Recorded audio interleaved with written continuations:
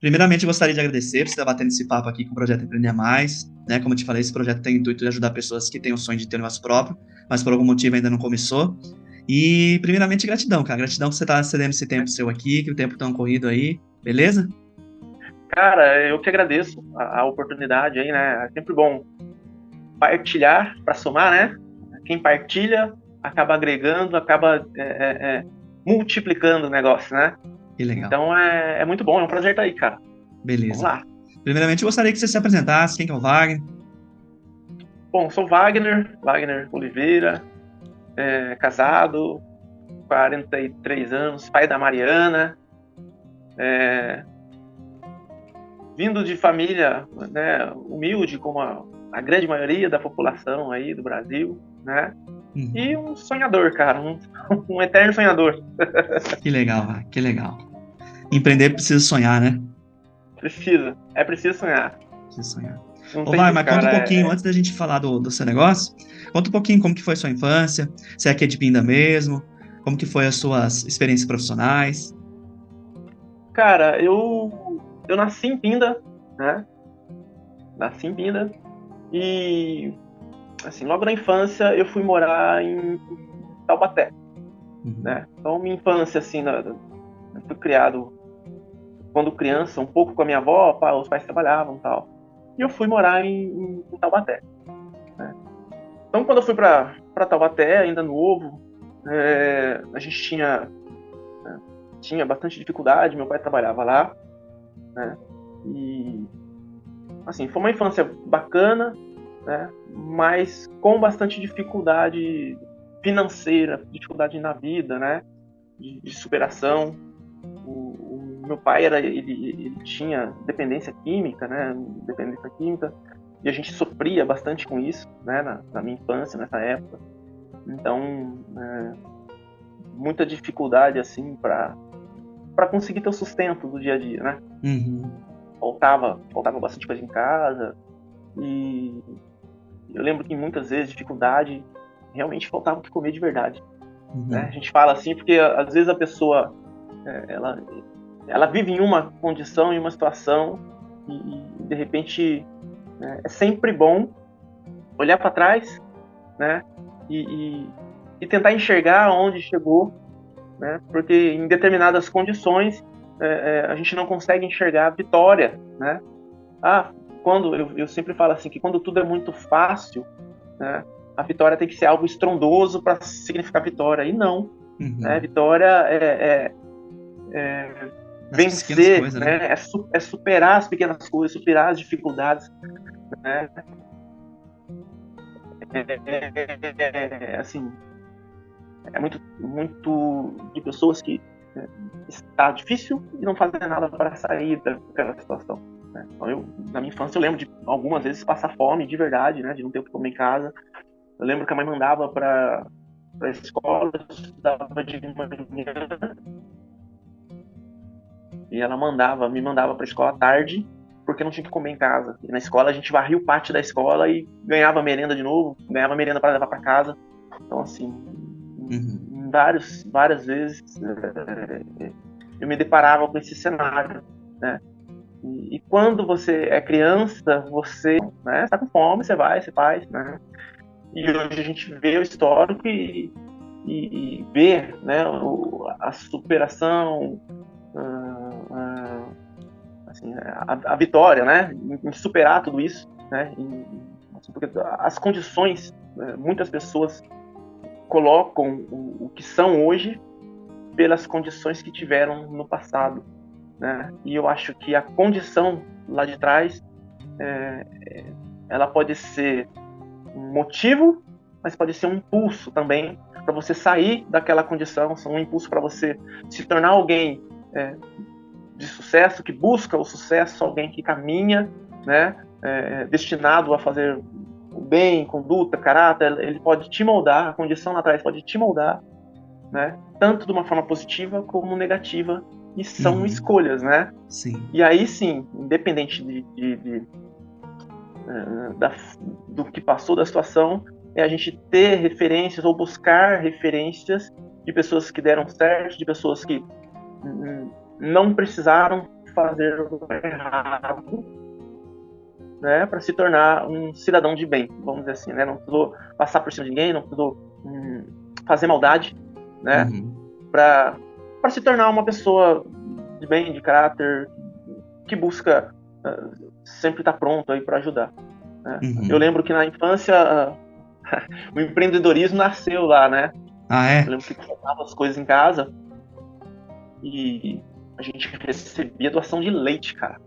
E a mãe às vezes não pegava 2, 3 dias para juntar aquele leite, pegar tudo de uma vez, fazer aquele docinho de leite, prestava um açúcar do vinho, criava uma condição ali, né? Para fazer um docinho de leite, colocava na Tupperware e eu saía vendendo no bairro. Né? Olha. Então muitas pessoas, isso com 6 para 7 anos. Já começou a vender. Né? Começava a fazer esse trabalho, né? É lógico que muitas pessoas sabiam da condição, compravam para ajudar, e muitas compravam, né, pelo produto, pela iniciativa de venda. Né? Hoje a gente vê enxerga alguns cenários, né? E assim, isso eu dou muito valor, né? Eu procuro dar muito valor e tentar honrar ao máximo, né? Tudo que a gente passou, e a minha mãe e meu pai também. Hoje eu não tenho mais meu pai, né? Mas quando a gente fala lá em honrar pai e mãe, né? A gente imagina que o honrar não é só um sucesso financeiro, mas é encher o pai e a mãe de orgulho por ter a pessoa de caráter, que trabalha, honesto, enfim, né? Independente da condição financeira. É lógico que quando isso é agregado, melhor ainda, né? Mas às vezes a pessoa acha que o encher de orgulho ou honrar, você precisa necessariamente colocar dinheiro no negócio, e não é isso. São valores que dinheiro não compra. Perfeito. Né? Então hoje eu vejo pessoas que pedem para filho, para, enfim, sair pedindo, eles não geram uma condição para que aquela criança, opa, eu vou ter se eu sair para trabalhar, se eu fizer alguma coisa, ou do peixe, né? E ali eu via que a minha mãe, naquela condição, já colocava a vara ali, ó, vai pescar, é isso, esse é o caminho. Que bacana, legal. Não tem mistério, não tem mágica, né? E aí foi nessa infância, aos 13, 12 para 13 ali, eu apertou muito lá a condição, fui morar com a minha avó, né? Minha avó cozinheira de mão cheia. E aí a minha pré-adolescência, passei morando aqui com a minha avó, até meus 14 anos, mais ou menos. Né? E meus pais moravam em outra cidade, visitava eles no final de semana. Muito por conta da condição mesmo, né? E ali, cara, eu vi que eu não queria a mesma condição, a mesma vida. Eu queria fazer algo para sair daquela situação, né? E do jeito certo, né? Pescando, como a mãe já tinha mostrado lá atrás. Então, assim, na adolescência eu já tinha decidido que eu queria ter uma condição diferente, eu ter uma linha de pensamento diferente, né? Entendendo a consequência das drogas, né? O que isso impactou na minha vida, na minha família, buscando entender sempre isso e ficando de fora, né? Dessas condições. Era uma situação ali na casa da avó bem propícia, né? O bairro vivia junto com a galera ali, que muitos hoje morreram, muitos presos, né? Por conta da condição, mas eu sempre lembrava daquela condição que a mãe tinha ensinado. Né? E a avó veio falecer, fui morar com o tio e ali comecei a trabalhar, comecei minha caminhada ali de trabalho, fui trabalhar numa loja, um depósito de água, primeiro, né, meu primeiro emprego foi um depósito de água, trabalhei 4 anos, depois o dono não quis, mas teve uma outra oportunidade, foi para Jacareí, ele arrendou para mim, eu tinha meus 19 anos, para 20 anos ele arrendou. Eu fiquei 2 anos trabalhando no arrendado. Aí não deu muito certo, porque nesse arrendamento ele colocou uma condição de atrelar a um sócio, né? Mas todo o know-how, toda parte de trabalhar ali era eu que tinha, acabou não dando muito certo. E 1 ano e pouco depois eu montei, né, o meu próprio depósito e fiquei ali mais 4 anos. Também com muita dificuldade. né? Tinha bastante cliente e tal. Ali eu fui entender um pouco do relacionamento, né? De estar com as pessoas, de ter uma presença, né, participativa na vida das pessoas, assim, né? Eu acredito muito que o empreendedor, ele tem que saber lidar muito com isso, né? Ele tem que, como é que se diz? Ele tem que saber chegar no local, né? Ele tem que, de certa forma, desenvolver uma simpatia, desenvolver uma condição para chegar ali. Sem né? dúvida. Sem dúvida. A venda já começa aí, né? A venda começa por aí. Igual o Né? Eu Geraldo falava Rufo. muito que assim. Pode falar, Isso, pode Geraldo Filho. Eu acompanho ele, né? Uhum. E ele fala que a gente tem que ter essa disposição para chegar, né? Tem que ter esse. Isso já é 80% da venda aí, né? Só com um sorriso ele fala, né? É isso, cara. E aí foi, né? Aí a gente trabalhou ali, eu entendi que a gente tinha que ter uma forma. O empreendedor, né? Ele é um artista, ele tem que ser. Né? Eu falava isso muito para quando posteriormente, quando vinha ter o restaurante. Não é todo dia que você tá ali com aquele ânimo, com aquele gás, né? Problemas, enfim. Mas em certos dias você tem que ensinar. Né? O cliente ele não tem que. Ele foi ali para consumir o seu produto por conta da sua pessoa, por conta do que falaram para ele, da experiência que tiveram. Então isso tem que ser o primeiro plano. Né? Isso não pode ser quebrado, é uma regra que não pode ser quebrada. Mas aí eu fui pro depósito de água, fiquei ali 5, 6 anos trabalhando. Esse depósito era seu? Dali, o depósito era meu. Uhum. Né? Dali eu tive que vender, né? Tudo assim, tudo no peito e na raça, né? Sem ter conhecimento, estudo. Enquanto estava no depósito, estudava, fazia tudo, né? Buscando algo, né? Para estar em crescimento. E aí fui trabalhar no cartório, né, no cartório aqui de notas e protestos. Fiquei 3 anos e meio no cartório, onde fiz também vários colegas, né, vários amigos. Uhum. Sempre envolvido com pessoas, né, na cidade, relacionamento, conhecendo pessoas a cada dia, né? Acho que isso é muito importante, né? A gente ter uma rede assim, onde a gente consiga conhecer as pessoas, né? Conhecer para ser conhecido, né? Eu acho que é essa linha. Uhum. E daí eu precisava aumentar o capital, o depósito de água não deu certo. O cartório era bem legal, mas eu precisava de algo mais, né? E fui trabalhar na indústria. Uhum. Aí fui pra indústria, fiquei 10 anos em indústria, né? Nesse período eu casei, aí me descobri na cozinha, né? Porque daí eu fui secada, você vai cozinhar em casa, né? Gosta de cozinhar e tal. E aí eu fui vendo que o meu histórico, né, familiar, a avó cozinhava, a tia cozinhava, a mãe me ensinou a cozinhar muito cedo, cara, com 8, 9 anos já estava cozinhando feijão, mexendo com panela de pressão e tudo mais, por conta da necessidade. Sim. Né? E eu fui estudando, enquanto no período de fábrica, fazendo cursos livres de cozinha. Legal. Né? Sebrae, Senai, Senac, enfim, fui estudando. Né? O pessoal da fábrica falava, pô, faz metalurgia, cara, sai em alta, tá? Eu falava, cara, eu gosto de cozinhar, pô. Eu gosto de fazer. E aí fui fazendo curso, cara, fui me aprofundando, pesquisando, né? Enquanto no período de fábrica eu comecei a fazer alguns eventos, churrasco, festa, evento corporativo, pegava algumas coisas para fazer, fui gostando cada vez mais, né? Até em 2019 ter a oportunidade de ter um restaurante, né? Aí veio o Vagnão, café restaurante. Uhum. Finalzinho de 2019.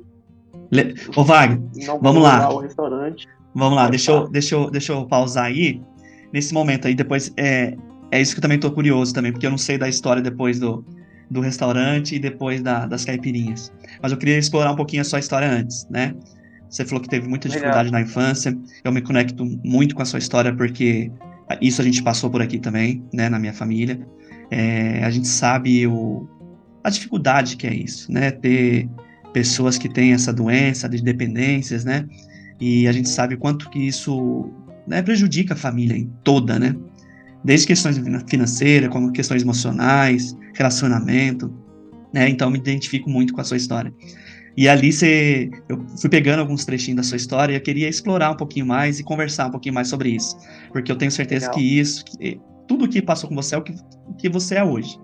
As principais coisas que você falou que é muito importante a gente ressaltar aqui é que não importa o que aconteceu com você, O importante é o que você vai fazer disso que aconteceu com você, né? Do significado que você vai dar para isso. Ou você dá o significado de aprendizado, ou você fica naquela condições de vítima, né? E você não, você já pegou isso como aprendizado, e o mais importante, é o que eu quero daqui para frente. O que eu quero construir daqui para frente. Aí você consegue ressignificar toda a sua história, né?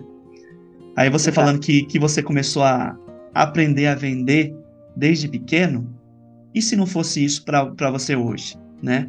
Essa importância de você saber que tem que vender, que começou a cozinhar desde pequeno, essa dificuldade, que hoje, né? Eu falo muito que o propósito da vida da gente é muito ligado com as principais dificuldades, das principais travas nossas, né? Então, é aquilo. O que você faz com aquilo que aconteceu com você, né? Eu acho que a gente tem que ter um filtro, né? E muitas vezes a gente não consegue fazer esse filtro porque o ser humano, na sua limitação, ele não consegue enxergar lá na frente, né? A gente tem que ir fazendo escolha a vida inteira, né? E na maioria das vezes, quando a pessoa ela se coloca na condição, acho que de vítima, ou minha vida, ela deixa que pessoas escolham por ela. É mais fácil, né? E cada vez ela vai ficando mais vítima, porque quando você entrega isso de mão beijada, né, a sua vida, vamos dizer assim, para pessoas escolherem, a não ser a sua mãe, vamos dizer assim, eu acho, né, o ser humano, ele vai pensar primeiro nele, ele não vai falar para você o caminho, não tem receita, né? São escolhas. Então, quando lá atrás aconteceu tudo isso, com certeza isso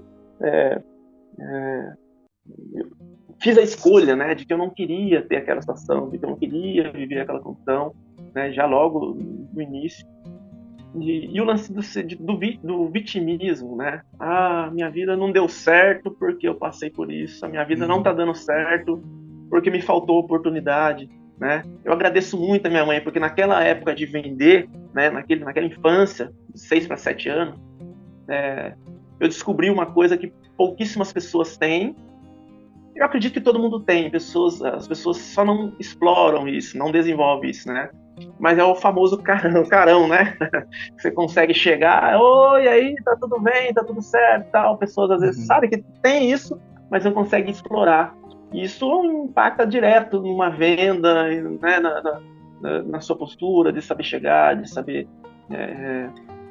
assim, eu vejo assim, que os primeiros 30 segundos da sua apresentação, de como você chega, meio que define um pré-conceito sobre a sua pessoa, um conceito antecipado, né, sobre quem você é. Então, às vezes a pessoa chega com medo, ela chega com receio, com vergonha, e aquilo gera todo um conceito, toda uma perspectiva adversa sobre quem de fato ela é. É lógico que no decorrer desse conhecimento, de troca, né, de conhecimento, a pessoa acaba conhecendo, absorvendo. Não, ela chegou acanhada, mas é legal, é esperta e tal. Mas esse primeiro impacto, eu acho que ajuda muito no relacionamento, né? A pessoa saber chegar. E isso eu absorvi lá na infância. Que bacana. Né? Então, além da venda, você acha que ajudou você muito na comunicação também? Que legal. Eu acho que legal. A comunicação... E é coisa que as pessoas falam assim, mas eu não sei fazer isso. Eu acho que todo mundo nasce sabendo se comunicar. Eu acho que é desenvolver e ter a predisposição. Às vezes a pessoa não tem até precisar. Acha que não tem até precisar. Né? Pois é, todas as pessoas têm uma força, tem tudo que a gente precisa, né? Tem que desenvolver, tem que aprimorar, tem que buscar técnica, né? Tem que romper a barreira do medo, tem que se arriscar, né? Mas aquilo, quando a gente precisa, assim, na necessidade, a gente tem que fazer, não adianta, né? Não tem outro jeito. Mas não tem outro jeito. Aí você falou, com a necessidade você precisou vender e também trabalhar com a comunicação, trabalhar com carisma, apresentação, já tem... Você tem sabedoria desde lá, desde as 6, 7 anos. Olha como que isso foi importante na sua vida, né? E essas duas habilidades são as principais para quem quer ter um negócio próprio, né? Vendas e comunicação. E assim, de toda dificuldade, o lance do filtro, né, que eu falei, eu acho que é isso, né? Não há mal que você não consiga tirar algo de bom.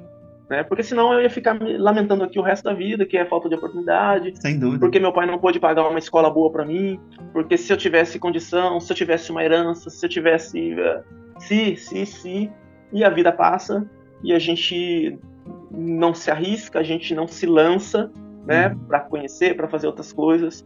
E fica preso nesse vitimismo, né? Passou eu sou assim, né? Eu sempre tenho comigo, né, o lance do Gabriela, né? Eu nasci assim, eu vou ser sempre assim. De uma pessoa muito próxima. A síndrome de Gabriela. Né, a síndrome de Gabriela. Uma pessoa muito próxima que fumou a vida inteira, né? E um certo dia foi no médico e falou: olha, se você continuar fumando, você tem mais 6 meses de vida. Só que em todo o período em que a gente se relacionava, a gente tinha esse contato, eu não vou largar nunca, eu tô fumando desde os 13 anos, né? Não vou parar de fumar e tal. Mas quando teve esse choque com o médico, né, a pessoa se titulava assim: eu sou assim. Se define, eu vou fumar, né? Eu sou assim. Ela se definia dessa forma. Ela assume o papel de fumante. Quando o médico falou que ela tinha 5, 6 meses de vida, dali ele já saiu sem o cigarro no bolso e tal. Então, assim, o lance de mudar é muito subjetivo, né? Caramba, eu vou morrer daqui 5 meses.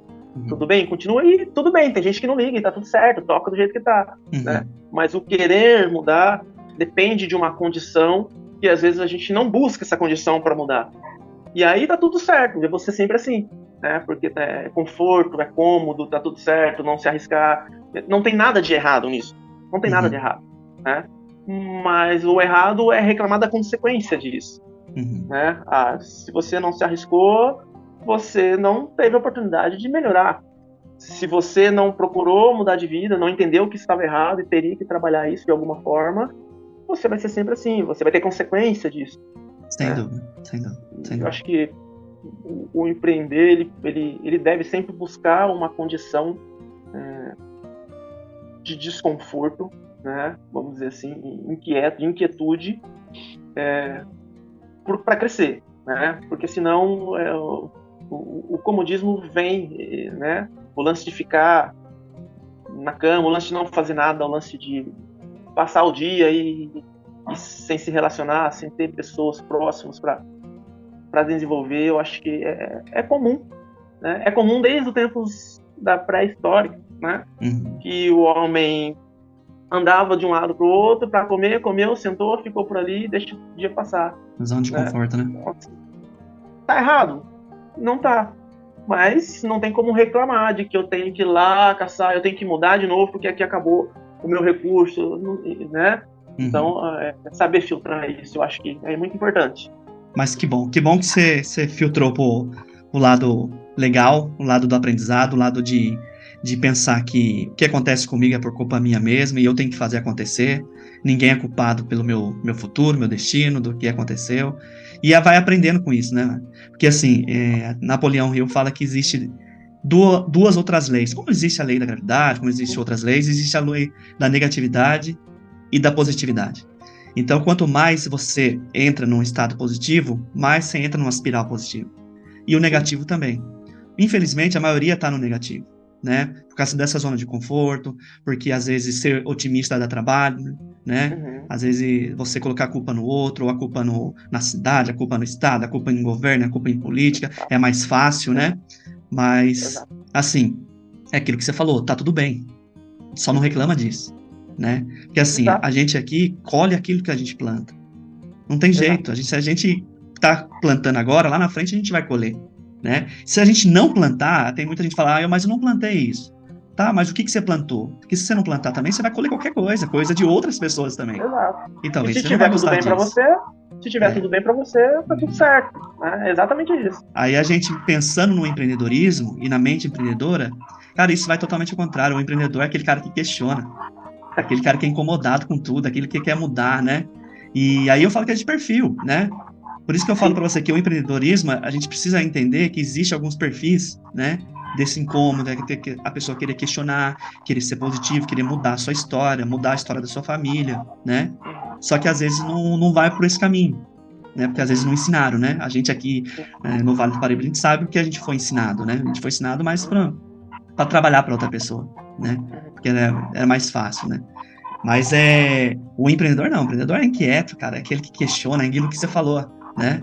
Aprendendo aí a vender, aprendendo a se comunicar, entendendo que isso, né, para você seria uma coisa legal, né? Mas que bacana. Eu ouvi sua história aqui, me identifico muito, né, com esse trecho aí. E agora, depois você foi trabalhar no depósito de água. Isso. Depois, aí você ficou quando um tempo trabalhando. Meu primeiro emprego foi um depósito de água, né, onde eu aprendi entrar na casa das pessoas, né?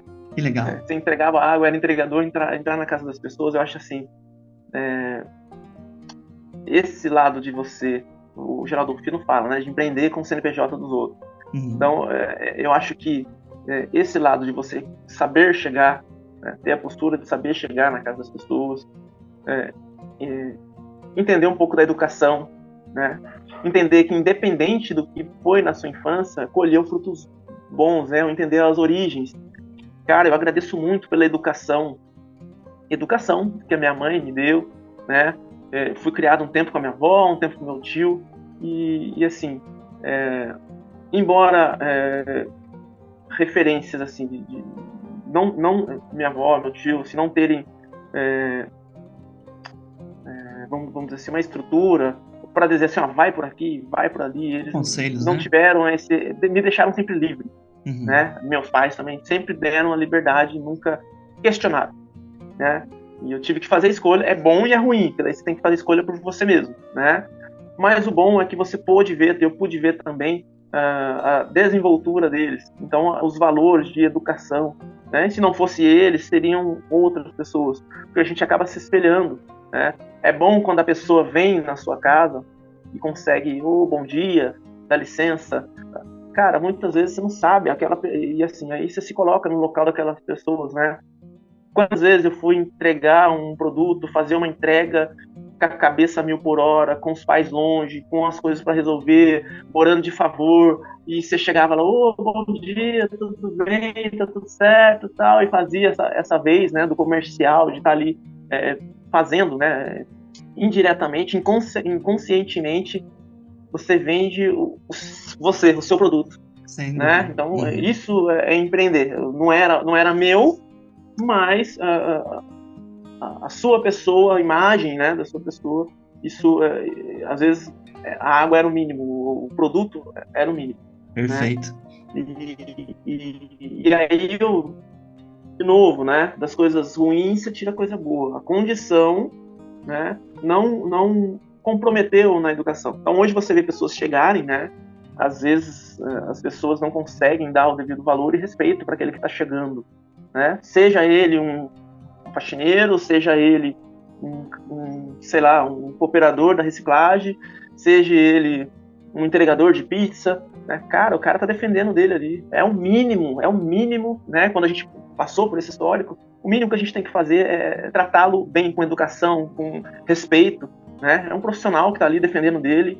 Né? Um dia pode vir a crescer, a virar chave, né? E tá ali, tá correndo. E às vezes não se tem esse respeito, né? Então, são valores, né? São valores que a gente vai adotando, vai enxergando ao longo da vida e que são fundamentais para quem quer empreender. E você vai criando o seu eu, né? Você vai ajustando assim, vai dando significado a quem que você é, né? Vai gerando seus valores. Exato. Que legal você falar isso aqui, desse primeira oportunidade que você teve de trabalhar para outra pessoa, você já começou a empreender nesse CNPJ, principalmente trabalhando, né, com a sua imagem, né? Com relacionamento com pessoas, você falar, nossa, eu aprendi a chegar na casa das pessoas, a entrar na casa das pessoas. Isso é maravilhoso. Isso é muito bom, né? É bem legal. Esse nível de consciência aí é muito bom.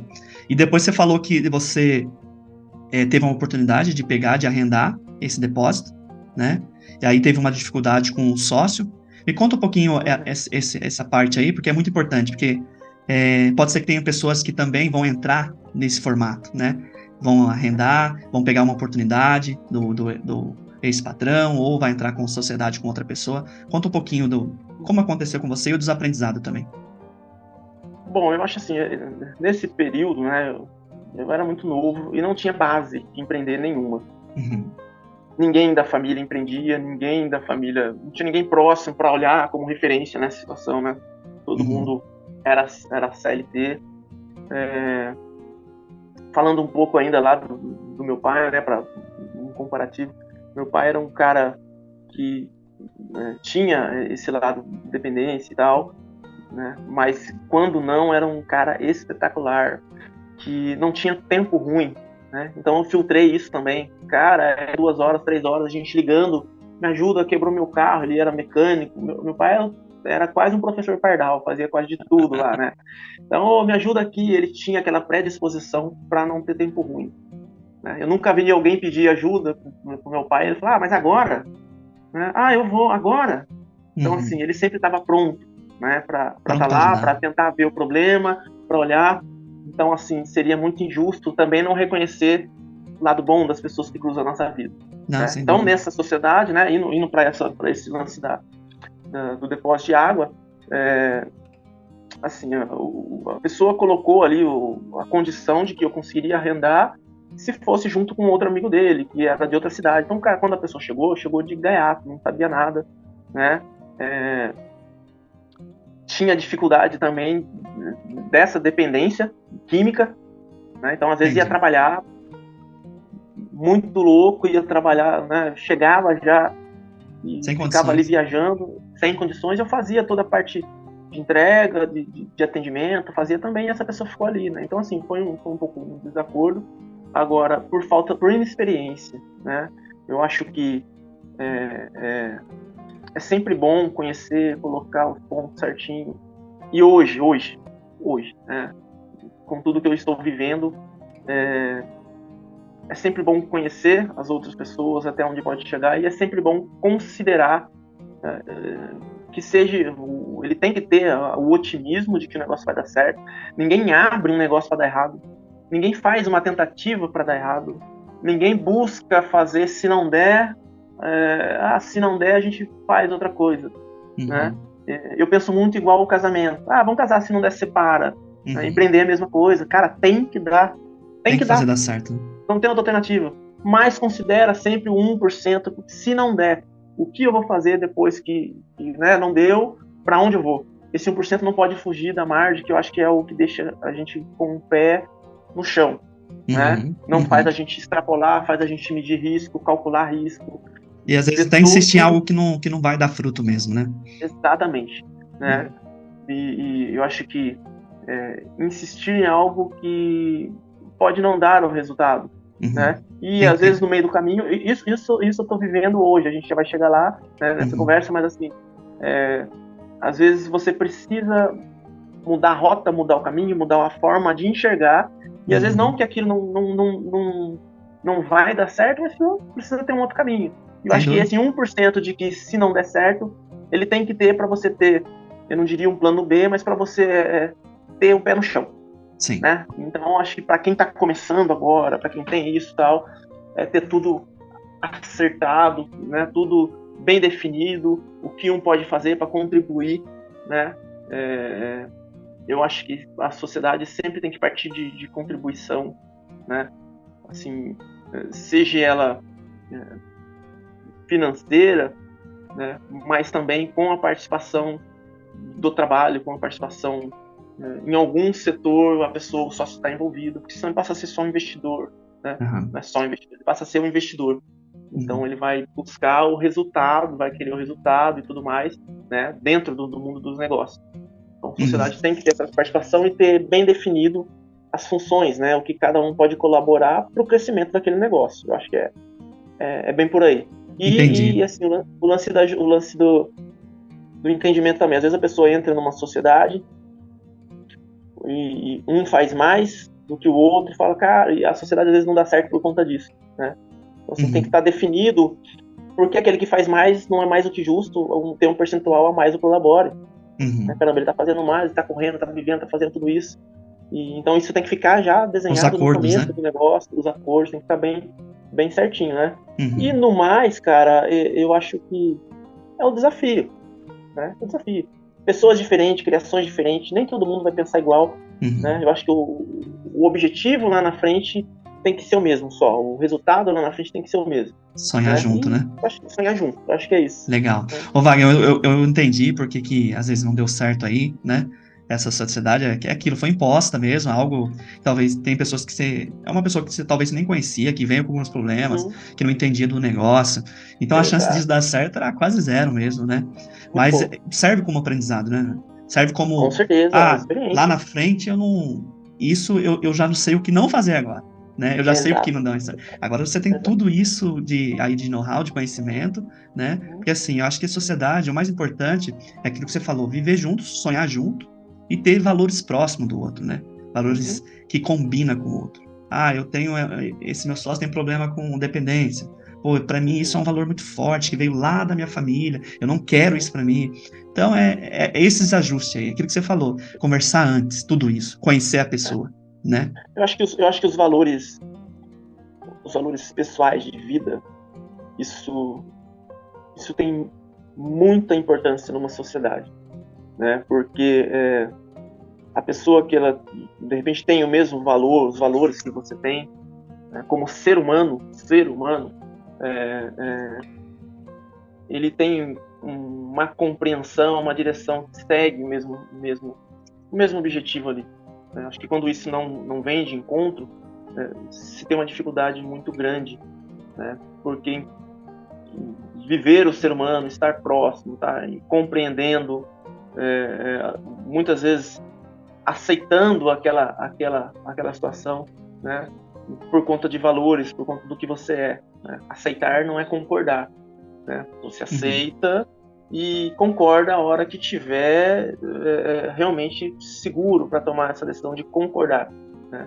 Mas os valores como ser humano, ele obriga a gente a aceitar, né, algumas condições, algumas pessoas, enfim, algumas situações, e isso dá para a gente um know-how onde consigamos seguir adiante, né? Eu Uhum. acho que é importantíssimo a gente conflitar valores antes de tomar Sem dúvida, valores de ser humano, né? De sem dúvida. caráter, de índole, de família, né? Isso compromete diretamente o negócio. O dia a dia ali do negócio. Dia a Eu dia. concordo plenamente, Wagner, e pelo que bastante que eu estudo de empreendedorismo, de sociedade que deu certo, aqui não deu certo, os valores são os principais, assim, que desfaz uma sociedade, sabe? Eles não vivem valores, né? Às vezes um tem o valor da família e o outro não liga pra família, né? Não tá nem aí pra esposa, não tá nem aí pra filha, e o outro não, o outro é muito forte. E no dia a dia isso dá um desgaste muito grande.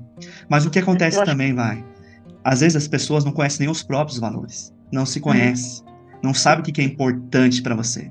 Por isso que eu falo que aqui um dos lemas do Empreender Mais é a gente se autoconhecer para depois empreender. Porque você se conhece. Quando você se conhece uhum, os valores que estão em você, aquilo que é importante para você, você reconhece valores em outras pessoas também. E você se conecta com valores de outras pessoas. Às vezes você nem sabe, porque às vezes você tem conflito com outra pessoa, mas às vezes o seu valor está conflitando com o valor que ela não tem, né? Por isso que é muito importante você se conhecer, saber, realmente é isso que eu quero, isso que é valor para mim, e se não for isso, para mim não faz sentido, né? Aí começa uma sociedade melhor, porque aí você consegue conversar com uma pessoa, bater um papo com uma pessoa e ver se tem alinhamento de valores para dar é certo a porque a sociedade, sociedade. a sociedade, a sociedade ela pode não dar certo a qualquer momento. O negócio pode não dar certo a qualquer Uhum, momento, né? O negócio pode não dar certo a qualquer momento. Mas a sociedade, por valores, por pessoa, por índole, se tiver os mesmos valores ou o mesmo sentido ali, isso não vai comprometer, não vai impactar, entendeu? Você uhum, acaba o negócio, mas o relacionamento não. Tá tudo é. certo, E às vezes pode vamos começar outro ajustar, negócio, né? vamos começar outro, vamos ajustar, vamos mudar o foco, ou vamos Uhum, acertar isso aqui, vamos ver o que a gente resolve, vamos, né? Porque daí é de caráter. Muitas sim, vezes reconhecer o outro, sei lá, honestidade, o caráter, a vontade de fazer dar certo, a disposição de fazer dar certo, são valores que a gente tem que se identificar. Isso faz a gente acreditar que, pô, esse negócio não deu certo, mas vai ter que acontecer de alguma forma. Não tem como uma hora não acertar e ficar tudo bem, né? Então, eu acho que os valores definem muito o potencial do negócio. que legal, cara. Que bacana, concordo plenamente. Aí depois você falou então que não deu certo esse trecho aí da sociedade, já serviu de aprendizado, e depois você começou com o seu próprio depósito, né? Isso Que, aí, eu fiz uma proposta, né, de na verdade, assim, fiz uma proposta de não querer mais arrendar, né? Comprei meus próprios galões, fui devagarzinho ali, né? E já tinha parte da clientela. E aí vem um pouco do lance de estar na rua, né? De estar nesse contato, Relacionamento. de saber lidar, né? Desse momento, porque quando abriu, eu tinha já eu não fiquei esperando para trabalhar, eu já tinha cliente. Que legal. Né? Maravilhoso. Então, a gente estar atento à nossa conduta. Tem pessoa que vira o simpático ou vira o carismático só quando abre o negócio, né? E eu acho que isso é perfil, né? E também não está errado, ele está ali exercendo ali a função do empreender e tem que ter isso mesmo, né? Mas quando você tem a oportunidade de trabalhar isso antes de abrir o negócio, né? Fica mais fácil, fica sempre mais fácil depois que você abre. Você já tem conhecidos, você já tem pessoas que conhecem o seu jeito, o seu perfil, o seu trabalho, que se identificam, né, com o seu jeito. Então fica mais fácil você abrir um negócio. É de novo a lei da semeadura, né, Ragnar? Aquilo que você semeou lá atrás, você vem colhendo. E as pessoas precisam entender isso mesmo, né? E para quem vai ter um negócio, entenda, relacionamento é uma das coisas mais importantes. Gestão de pessoas, né? Saber comunicar com pessoa, fazer o relacionamento é o principal, porque empresa com empresa não vende, não se relaciona, é pessoa com pessoa, né? Então você precisa entender que para quem vai ter um negócio próprio, eu acho que a primeira função é saber se relacionar, né? Porque até para vender você precisa se relacionar. Então você tem que saber primeiro quem é você, entender um pouco de pessoas, saber ter um olhar um pouco mais de empatia com as pessoas, de querer mesmo ter uma vida um pouco mais positiva, ser simpático. Isso é muito importante para quem quer ter um negócio próprio, né? Eu acho que a positividade ela gera uma autoconfiança, né? E de tamanho que às vezes pessoas ao seu redor não conseguem, mas será que é isso mesmo? Caramba, não conseguem enxergar. Isso é de empreender. Né? Então, quando você é positivo, quando você tem essa positividade, você sempre vai buscar uma alternativa, sempre vai ter ser inquieto, né? E não que você esteja confortável com aquela situação, né? E muitas das vezes você trabalha tanto isso que acaba sendo o seu perfil, ser o positivo, né? Eu venho de um, como eu falei, de uma família de tios, cara, que são sensacionais. Tá caindo no mundo, mas tá tudo bem, tá tudo certo, vamos embora, vamos tocar, vamos em frente. Então, assim, ter a oportunidade de se inspirar em pessoas assim é sensacional. Legal. Porque isso transmite, né? Você falou da lei da energia, isso não tem nada a ver com religião, não tem nada a ver com fé, né? Mas você ter a positividade de que uma hora vai dar certo, de que você tá trabalhando para dar certo, de que as coisas vão acontecer, de que de um jeito ou do outro tem que vir alguma coisa positiva, você tá trabalhando, tá fazendo tanta coisa para o negócio acontecer, tem que vir, né? E isso vai alimentando, né? Esperança de que de um jeito ou do outro dá certo, esperança de que se não der certo você traça um outro caminho e por aqui tá tudo bem também, vamos embora, de alguma forma deu certo. A positividade, né, independente das circunstâncias, ela faz total diferença. Eu lembro que logo que eu abri o restaurante depois, 2 meses, 3 meses de restaurante, eu fui jogar bola e rompi o tendão de Aquiles, cara.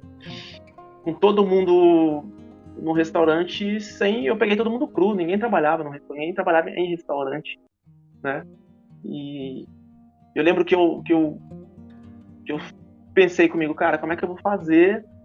Porque eu tenho que ficar 1 semana, 2 semanas sem lá. E como é que vai acontecer isso tudo? Né? Eu lembro que eu pedi para Deus uma orientação e na hora veio esse fator de pessoas positivas, do meu tio e tal. Não, beleza, vamos fazer o que dá para fazer e tá tudo certo, vamos embora. Então, eu me lembro de algumas situações, eu tava com a cirurgia, né, que rompe o tendão da Aquiles, tem que ligar de novo, 40 dias sem pisar no chão e tal.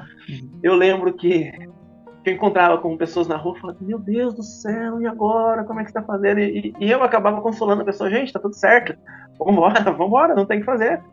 O que tá feito, vambora, vamos tocar. E passou essa fase. Então, assim, quando a gente tem uma dificuldade e não pensa positivo, não pensa pra frente, eu vejo assim, 90% da chance daquilo piorar ou da gente ficar num estado de depressão, a gente cair ou se colocar na condição de vítima, isso vai acontecer. Se não tem positividade, isso vai acontecer. Ô Wagner, né? E agora, né? Ô Wagner, meu pai falava assim, meu pai, toda vez que dava alguma coisa assim que precisava ter positividade, lá em casa, ele sempre usava a frase assim, quando que falhou?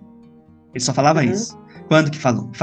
Vamos supor, a gente queria ir para Ubatuba, e ele sempre trabalhou por conta também, ia na sexta-feira, até sexta-feira de manhã, o dinheiro não entrou, porque depende do dinheiro entrar. Ele sempre foi funileiro e pintor também, dependia de terminar o carro ali para receber. E a gente ficava questionando ele, mas vamos ter dinheiro, vamos ter dinheiro, vamos ter dinheiro. Ele só olhava pra gente, dava risada e falou, mas quando que falhou? Quando que falhou? E a gente olhava para trás, realmente, quando que tinha falhado? Quando que deu errado? Hoje eu uso essa frase, né, que hoje eu coloco quando que deu errado. Eu brinco até com meus amigos, toda vez que eles questionam alguma coisa, eu sempre falo, quando que deu errado? Só que é esse olhar da positividade que eu aprendi lá com meu pai.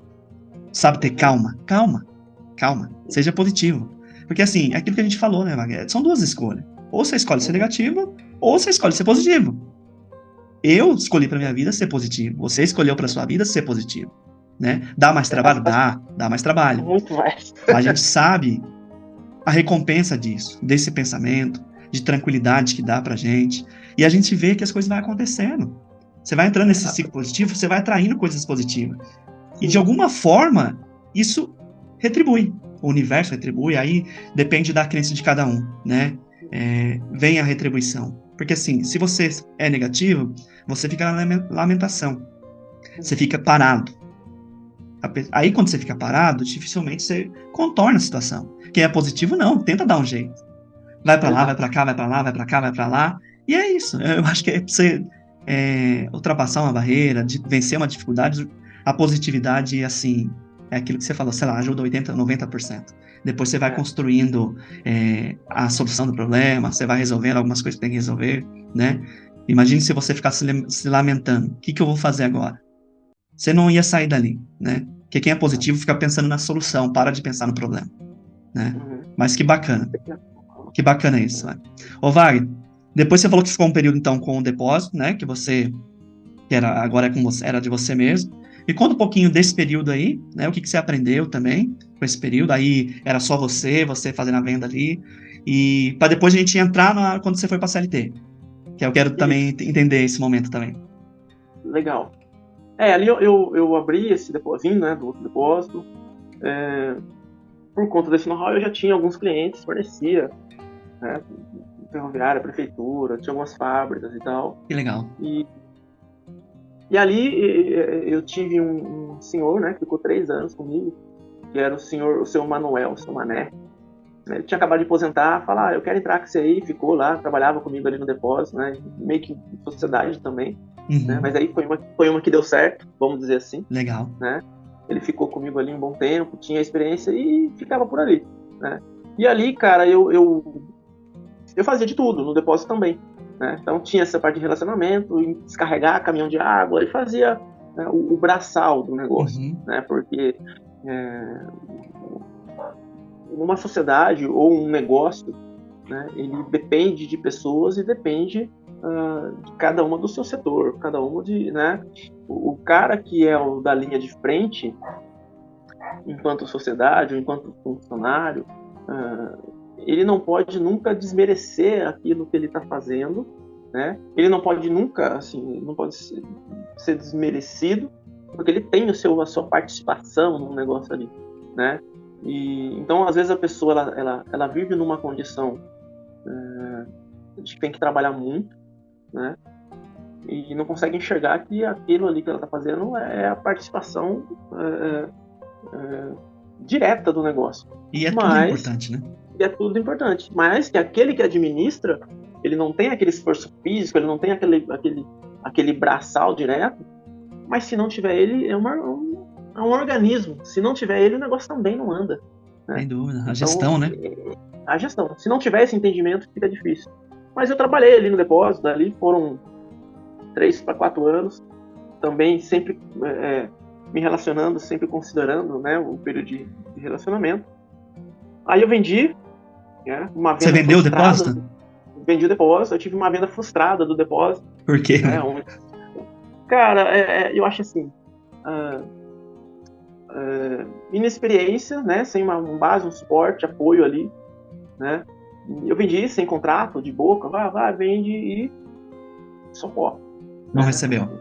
Não recebi, não deu certo, mudei para outra operação, também não deu certo. Aí peguei de volta, mudei para outro setor, não deu certo. Ali eu fiquei por um período e aí quando vi, a pessoa estava vendendo a operação sem eu estar sabendo, né?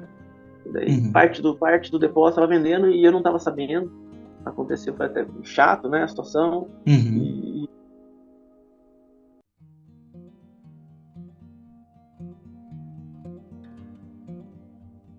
Deu uma ligaçãozinha aqui, peraí. Aí aconteceu essa condição e eu fui trabalhar. Eu lembro assim que eu vendi o depósito no final das contas, passei o depósito, né? Fiquei sem aquele serviço, fiquei sem o que fazer, porque era só o que eu sabia fazer. E eu lembro que eu estava conversando com Deus, eu tinha ido na igreja, eu fui conversar com Deus, e a hora que eu desci a escada da igreja, meu telefone tocou.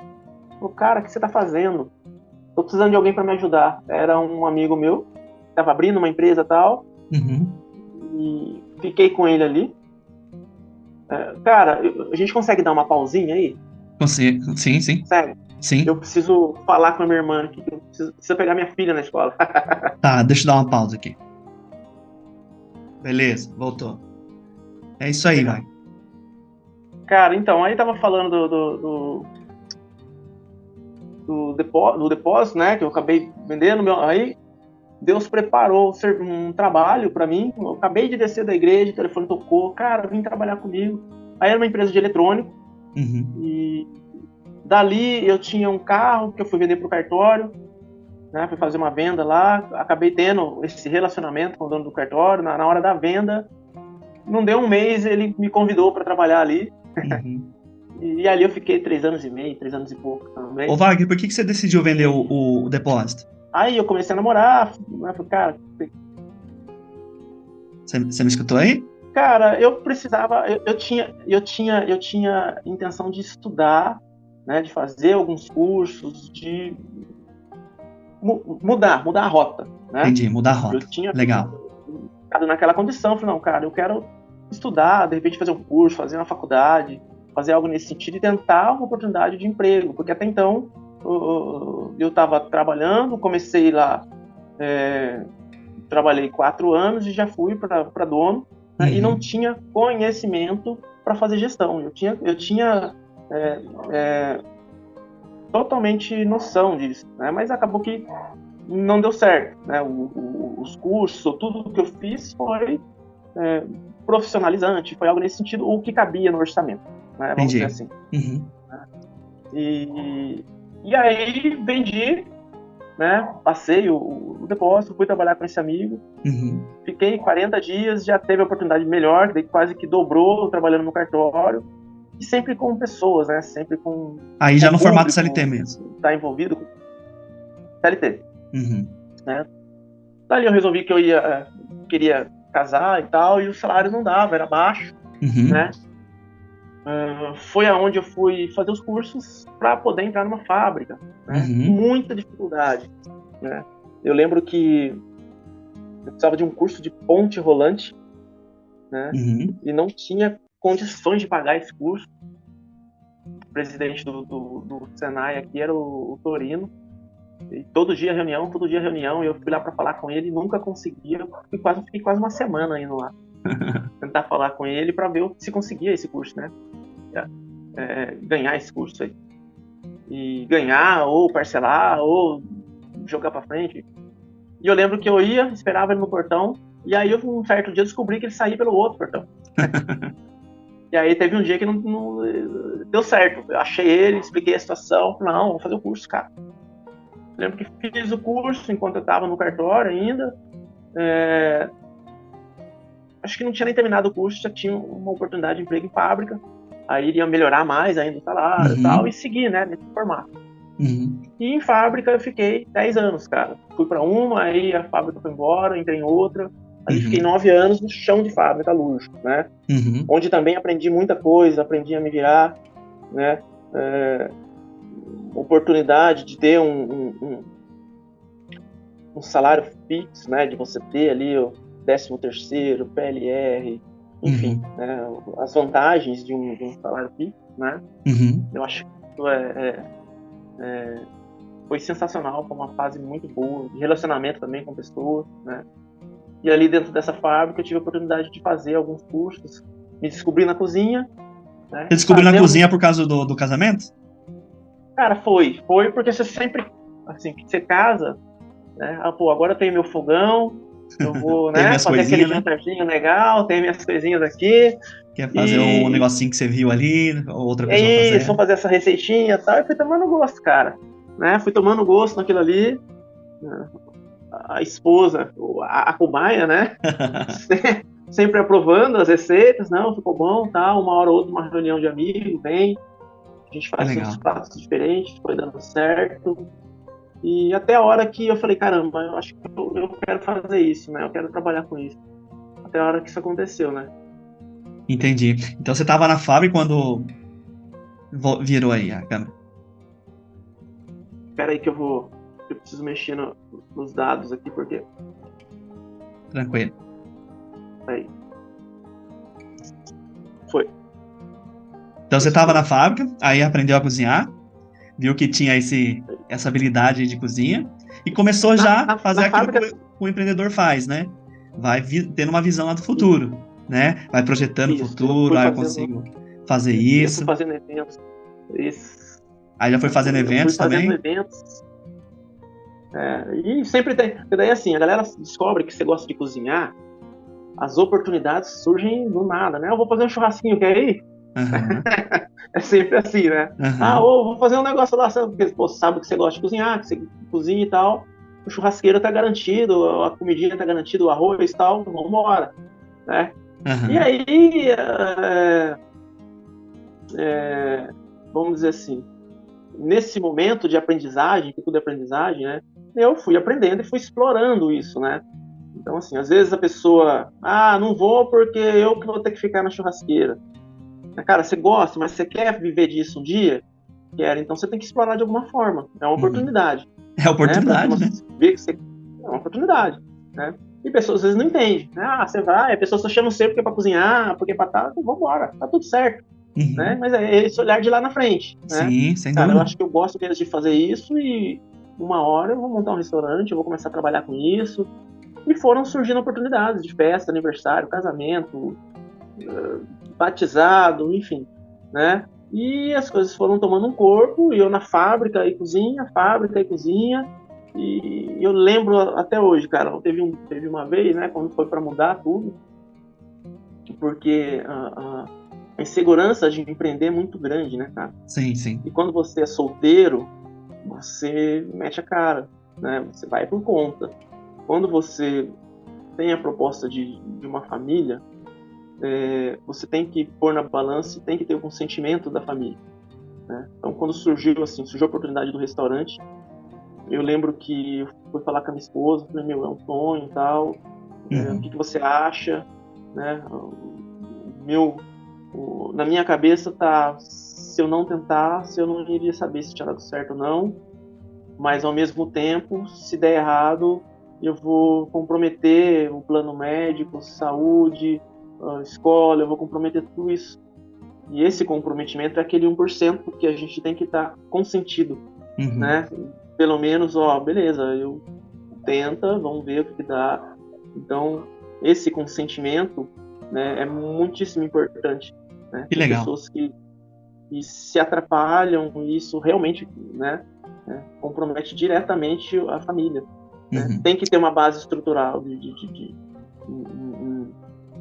em fé, em valores e tudo mais, porque senão isso compromete. Eu lembro que antes da oportunidade, eu saí um dia da fábrica porque eu tinha ido trabalhar num evento, então eu trabalhei à noite, saí às 8 da manhã, fui comprar o material, finalizar a equipe e tal. O evento tinha que estar às 5 horas da tarde no evento. reuni a galera, a equipe, fui pro evento, fizemos o evento acabou... Eu fazia isso direto, mas esse foi marcante. Daí o evento acabou por meia-noite e pouco, e meia-noite eu já teria que estar na fábrica de novo, trabalhando. Uhum. Então eu deixei a equipe lá 11h30, 11h40 e fui pra fábrica com a roupa do evento, fui trabalhar. Então assim, trabalhei dia viradão, sem dormir, né? O evento é pesadíssimo, né? E a pressão de que tem que dar certo, a pessoa confiou a você, por exemplo, o aniversário de 15 anos da filha dele, do filho sem dele, dúvida. ou o casamento, caramba, a pressão e a responsabilidade disso, de fazer dar certo e todo mundo gostar, é muito grande. Então, né, esse comprometimento. E saí dali, já fui pra Batalha da Fábrica, que era pesado também, sabe? Era condição e tal. E aí, nesse dia, eu saí às 8h, no dia seguinte, ainda com as coisas para recolher do evento lá do dia anterior. Nossa. E eu passei na igreja e falei, meu, se for para viver nessa condição, eu abro mão do que eu gosto de fazer para estar bem com a minha família e ter a condição de fábrica, e aposentar igual os colegas de fábrica. Tá tudo certo, tá tudo bem. Né? Mas eu queria uma resposta. Mal eu sabia que a resposta vinha em 30 minutos.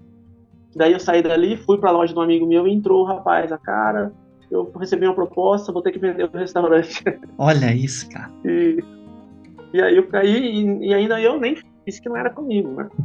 Esse amigo meu sabia que eu cozinhava e tal. Falou, Vagnão, e daí, cara? Aí, ó. Ó, rapaz vendendo no restaurante, você vai ficar na fábrica lá até quando? Você vai ter que arrumar uma hora, você vai ter que decidir. E mal ele sabia que eu tinha acabado de pedir essa resposta. De pedir. Uhum. Olha que isso. E aí aconteceu isso, e aí eu tive que... Né, aí que eu fui conversar com a família. Quando você for conversar com a sua esposa, como que foi a recepção dela? Dessa mudança? Cara, a minha esposa, ela tem o perfil, assim, muito... Segurança. Tradicional, muito convencional, de não se arriscar muito, muito de segurança, né? Isso tem sido muito importante, não só, né, para ela, mas para mim hoje, né? Essa divergência de perfil, né? É um equilíbrio outro. Pôr o pé no chão, equilibrar e tal, opa, respira, então isso faz a diferença, né? Essa segurança que ela tem. E assim, ela abriu mão dessa segurança para permitir um sonho que eu tinha. Na verdade, pode ser que ela se sentiu segura com aquilo tudo que você falou para ela, né? Exato. Né? Porque aí, eu falo isso, sabe por quê? Porque eu tive isso também em casa. Eu sou mais sonhador, eu sou mais de realizar, de fazer. E minha esposa é mais segura. São perfis de comportamentais diferentes. Por isso que é legal você entender de valor. Eu tenho o valor da criatividade, da liberdade muito forte.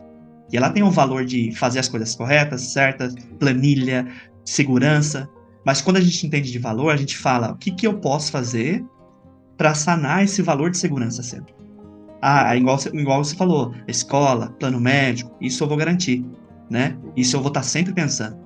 Então aí você trabalha com esses valores. Aí você consegue ter liberdade e a sua esposa também se segura. Por isso que é muito importante esse autoconhecimento que eu sempre estou batendo aqui no canal aqui, né? Aí você recebeu essa resposta então, Wagner, nesse dia, em menos de 30 minutos, você falou em 30 minutos, e aí você pegou essa oportunidade, aí você comprou esse restaurante e começou... Era Wagner Café e Restaurante, né? Vagnão Café e Restaurante. Vagnão Café e Restaurante. Cara, ali eu fiquei... Eu assumi o restaurante em setembro, outubro, novembro, dezembro, janeiro, 4 meses. Eu tive a lesão na perna, né? Tive que ficar afastado. Janeiro, fevereiro, março, 6 meses, vem a pandemia, né? E aí Sim. Todo aquele investimento de 10 anos de empresa, tudo aquilo que você investiu tudo lá? Tudo. Decisão, né? Foi tudo lá? Foi tudo, né? Tudo no negócio. Mas você fez planejamento, Como que foi? Ou foi não? Foi assim? Não, foi na raça. Foi na raça. Né? E é um dos fatores, né, que a gente vai aprendendo com os erros, né? Sem dúvida. Então, esse planejamento me fez muita diferença. Tá fazendo até hoje, né? Esse planejamento do restaurante. Mas no quesito de aceitação, no que foi, no que a gente servia, no que a gente atendia e tal, foi muito bom, foi uma experiência incrível, né? Assim, de verdade. Ainda tenho o sonho de a hora que as coisas se estabilizarem, porque eu vendi o restaurante para cuidar do projeto seguinte, né? É isso que eu quero explorar bastante. Agora a gente tá chegando bastante nesse ponto aí, que é o futuro, que é o presente e o futuro agora, né? Mas por isso que é legal você conhecer todo o passado, porque você consegue entender, encaixar alguns pontos, né? Da onde vem tudo isso. Porque é aí que eu falo pra você, que eu falei desde o começo, que história conecta com história, né? Tem muitas pessoas que estão escutando a gente aqui agora e encaixando tudo isso. Nossa, isso tá acontecendo comigo. Só que lá na frente pode ser que vai ser pra isso. Né? Aí ela começa a encaixar. Isso que é legal contar a história aqui, porque assim, é aquilo que você falou, quando você vai contando sua história, você vai entendendo de onde você veio. Sim. Né? E das coisas que você aprendeu. E para as pessoas que estão escutando, elas vão aprendendo junto com você, junto aqui com nós aqui e junto com a sua história, né? Aí depois então você comprou o restaurante, ficou com tempos, teve a lesão, né? Comprou com as caras coragem, investiu tudo que tinha, né? Mas eu me lembro muito bem da aceitação mesmo dos seus produtos, do que você oferecia. Eu lembro as pessoas falando muito bem, eu mesmo já fui lá várias vezes, né? E eu nem sabia que não tinha mais, né? Na minha correria do dia a dia aqui. Passei por lá poucas vezes, eu nem sabia, e eu quero que você conte aí que vai ser pra mim uma coisa nova também. E só que também você enfrentou a pandemia, né, cara? Sim. Como que foi esse período? Quanto tempo você ficou com o restaurante? E por que você teve que desfazer? Foi um desafio muito grande da pandemia, teve que mudar toda a formatação, né? Pessoas, né? Funcionários, teve que mudar toda a formatação, horário. Nós ficamos praticamente os 2 anos da pandemia, porque ela era muito pequeno. Então, os 2 anos da pandemia, até que liberasse 80% de pessoas, né? O restaurante ficou fechado. Então, fechado ficou quase 1 ano e meio. 1 ano e pouco, 1 ano e 3 meses. E daí o governo foi liberar geral e tal, porque não adiantaria para mim liberar 50% do restaurante, que você tem 8 lugares, vai servir 4 ali, vai aglomerar, não ia. E aí foi 1 ano e meio trabalhando com 1 ano, 2 meses trabalhando com delivery, cara. Foi um restaurante se sustentou, foi o desafio, né, de fazer acontecer. E nesse período daí veio a noite, que tinha um café bom pra caramba, a pandemia veio, mudou todos os horários, caiu o movimento de café, caiu algumas coisas, e veio aí a proposta de servir torresmo e caipirinha à noite, no delivery, né? Foi aonde foi, assim, um marco, porque, cara, caipirinha no delivery, como que essa caipirinha, né? Deu muito certo. Eu lembro que nos primeiros meses, assim, a galera, eu mandava num potinho de vidro, comprava, né, na fábrica, os vidros e tal, vinha um potinho de vidro com tampa. E aí, algumas pessoas, amigos, né? Cara, me manda uma caipirinha que tá faltando um potinho pra mim, pôr um parafuso aqui, eles tomavam uma caipirinha e aproveitavam o potinho, né? Entendi. Costureira pra pôr botão, pra pôr linha. Até hoje tem potinho do Vagueirão na casa das pessoas. É uma estratégia de venda, né? É uma estratégia de venda. E deu muito certo a caipirinha, cara. E aí foi nascendo o projeto Caipirarte, né? E era um projeto de... Quando as caipirinhas começaram a dar certo, eu lembrei que quando fazia os eventos, eu sempre levava um cooler, uma garrafinha de cachaça, algumas frutas, e fazia uma brincadeira lá, fazia umas caipirinhas, fazia alguma coisa, e o foco do churrasco, do evento mudava. Vinha aquela euforia, pô, você trouxe, porque eu levava escondido, né, era cortesia. Entendi. E aí a galera ia pra caipirinha e, pô, que legal, tal, virava aquele, né, dava aquele upgrade já quase no meio do negócio. E aí eu lembrei disso, falei, cara, caipirinha, vamos estudar a caipirinha, vamos entender isso, vamos entender esse negócio, né? E aí a gente fez um estudo, né? Logo quando teve essa ideia, um compadre meu veio de Portugal, tava morando lá, Luciano, e, né, cara, eu queria montar alguma coisa, fazer alguma coisa, falei, cara, eu tenho um plano, tenho um projeto aqui, mas eu tô com o restaurante, não consigo pôr isso no papel. Ó, a ideia é essa. Cara, ele gostou de primeira, falou, cara, legal, né? Vamos ver o que a gente faz, tal. Eu quero entrar no projeto, vamos fazer junto, né? E a gente começou a estudar a caipirinha no país, cara. A gente pegou um produto, né, desafiador, que era óbvio. Todo mundo tem um tio, tem um primo, tem um parente que é o cara da caipirinha no dia da festa. Caipirinha de fulano que é boa, então. Sim. E a gente viu que a caipirinha é a bebida, o drink mais vendido no Brasil. Vamos entender de legislação de caipirinha. A caipirinha ela é regida por uma legislação. Ela tem uma fórmula, né? Para chamar de caipirinha, segundo o decreto, tem um decreto que regulamenta a caipirinha. Regulamento. Né? O decreto 6871, parágrafo 68, artigo 68, parágrafo 5º, diz que todo coquetel montado de cachaça, limão e açúcar denomina-se caipirinha, patrimônio cultural, né, e imaterial brasileiro. Que legal. E deve ser servido na graduação alcoólica, tem um parâmetro, temperatura tem um parâmetro.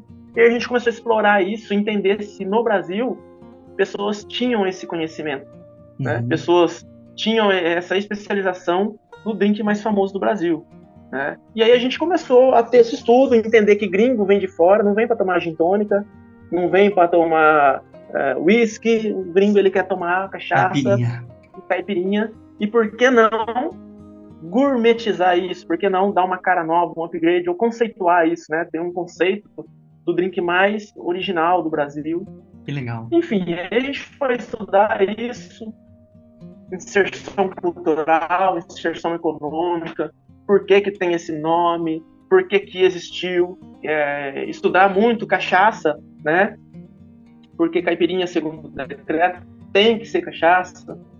E cachaça, para ser cachaça, for produzida no Brasil, é igual champanhe, igual croissant na França. Tem que ser no Brasil, né? Então a gente foi entender isso, tem que ser brasileiro. Quando que chegou para cá, né? Por exemplo, a cana-de-açúcar, historicamente falando, né? Tivemos um estudo minucioso aí da história da cachaça e da caipirinha no país, né?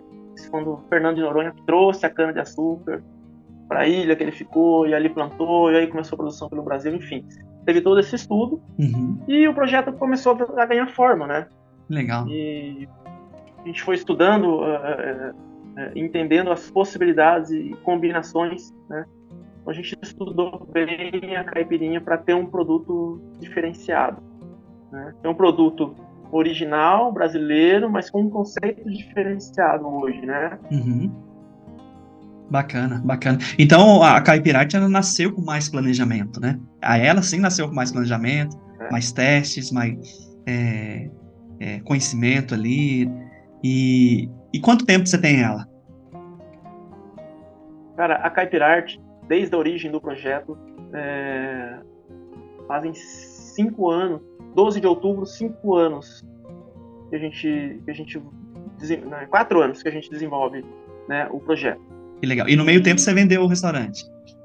E aí a gente abriu uma operação lá em Ubatuba, para abrir, para entender loja, não tivemos uma pesquisa minuciosa de localização, né? E abrimos no mês de janeiro. Teve todo a dificuldade de obra, né? Vamos dizer assim. A gente planejou para abrir em outubro, setembro, perdeu toda a temporada e foi abrir em janeiro do ano seguinte, né? Por conta de obra e investimento e tudo mais. Quando chegou em janeiro, aí fevereiro, março, muita chuva, né? Então não pegamos ainda o boom de uma temporada boa em Ubatuba. Quando baixou a temporada de Ubatuba, a gente tomou a decisão de montar uma operação mais volante, né? Uma operação compacta, mandamos para Campos do Jordão. Lá em Ubatuba era loja física. É loja física. É loja física. Legal. Né? Que lá a gente suspendeu a atividade para baixa temporada, e a previsão é agora pegar a alta inteira em Ubatuba. Legal. Enquanto chegou a baixa temporada, nós abrimos a operação lá em Campos do Jordão. Uma estação compacta, né? É uma estação. Também, isso, legal. Já preparada. Assim, para existir o conceito de caipirinha, a gente meio que automatizou boa parte do negócio, né?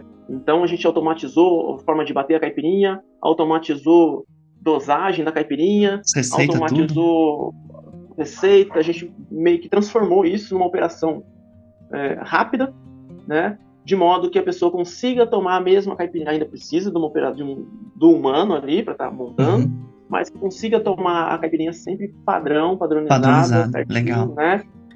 Já na proposta, a Caipirarte já nasceu lá desde o projeto com a proposta de franquia.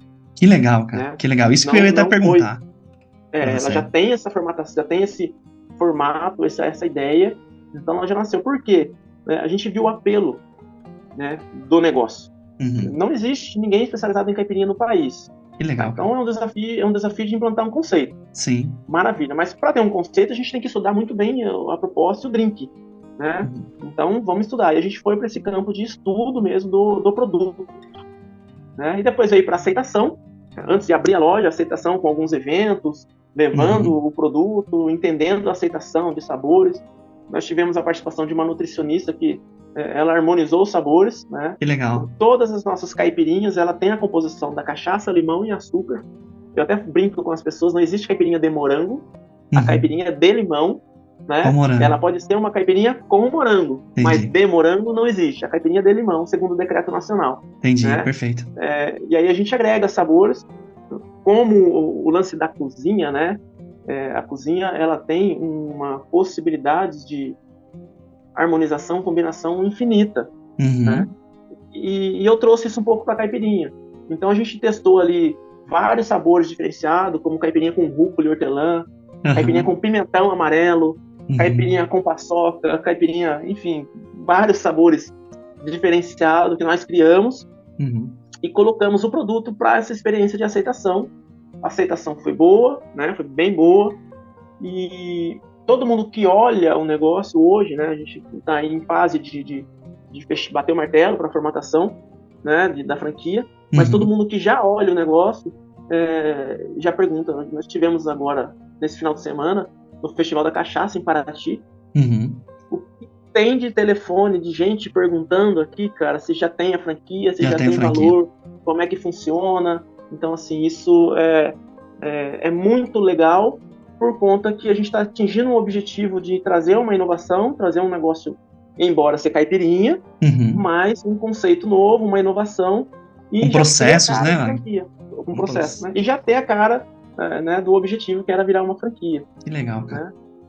Que legal. A gente foi para Campos, né? Quando a gente abriu em Campos, muitas pessoas questionaram, cara, Campos do Jordão, quantos dias você já foi para Campos tomar caipirinha? Quantas vezes você foi para lá, pegou a família e tal, para tomar caipirinha? Né? Então a gente ficou barrado nesse desafio, mas em contrapartida nós tivemos um insight para assim, tá, mas por que a gente não toma caipirinha? Beleza, de ir não tomar, de ir pedir caipirinha, eu concordo. Acho que eu nunca fui tomar caipirinha. Então, no Jordão você toma vinho, toma uma cerveja artesanal, é isso. Mas por que não se toma? Porque simplesmente por conta do frio, por conta da condição, ou porque não tem ninguém fazendo isso lá? Porque o que a gente está fazendo, não tem ninguém no Brasil inteiro fazendo. Nós estamos no Oceano Azul aí, num baita de um projeto. Que legal. E temos que entender por que não tem ninguém fazendo, por que não toma?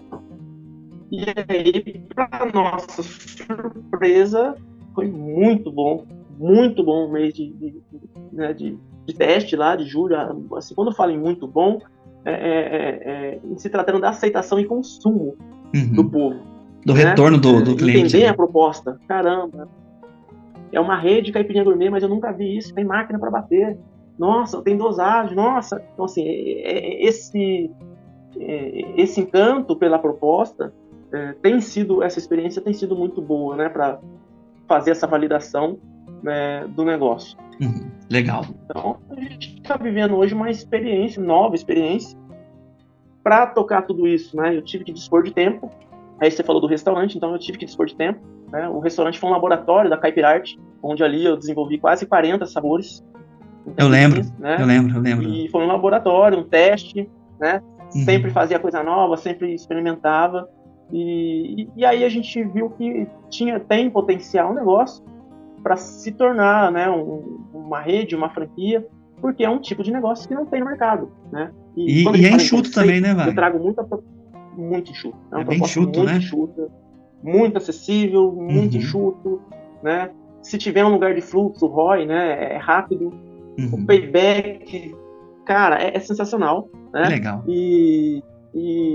E aí, assim, a gente viu esse apelo, enxergou esse apelo e está em processo, então, de transmitir isso enquanto conceito. Quando fala conceito, eu trago muito a referência do café.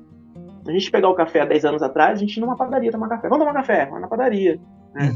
O café se tornou um conceito. Hoje você abre mão de 2, 3 cafés de uma padaria, vai tomar um café muito mais caro, menor, mas para viver aquela experiência de estar numa cafeteria. Sim, é experiência, num né? ambiente, tomar um café e falar, caramba, eu tô aqui, né? Tô tomando um café. Então, se tornou um ponto. Você chega lá, o cara vem te apresenta a experiência. Ah, é um café com nota cítrica, arábica, o que... Você tem café na sua casa, meu amigo.